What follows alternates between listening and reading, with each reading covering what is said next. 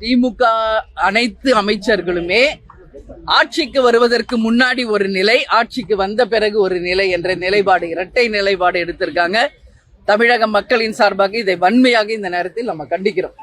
ஏன்னா பொன்முடி அவர்கள் சொல்றாரு, பஸ்ல ஓசியில தானே போறீங்க அப்படின்னு சொல்லி எல்லாரையும் இன்னைக்கு ஏளனப்படுத்துகிறார். துரைமுருகன் அவர்கள் என்ன சொல்றாரு, 1000 ரூபாய் திட்டத்துக்கு இப்பதான் சில்லறை மாத்திக்கிட்டு இருக்கோம், 1000 ரூபாய்க்கு சில்லறை மாத்தினுக்கிறோம்னு அவர் சொல்றாரு. ராசா அவர்கள் பார்த்தா இந்து மதத்தை கொச்சைப்படுத்த மாதிரி பேசிக்கிட்டு இருக்காரு.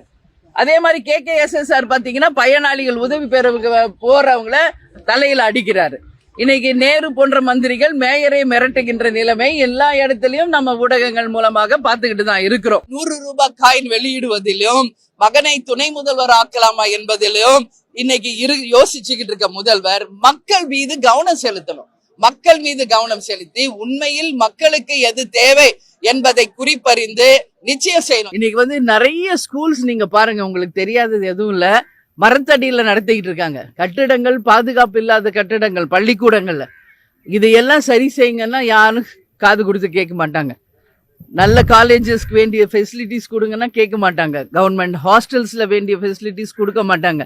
ஆனா டாஸ்மாக் கடை மட்டும் ஒரு தெருவுக்கு 10 கடைகளை திறந்துகிட்டு இருக்காங்க. இது இல்லாம கள்ளச்சாராயம் ஒரு பக்கம், இது இல்லாம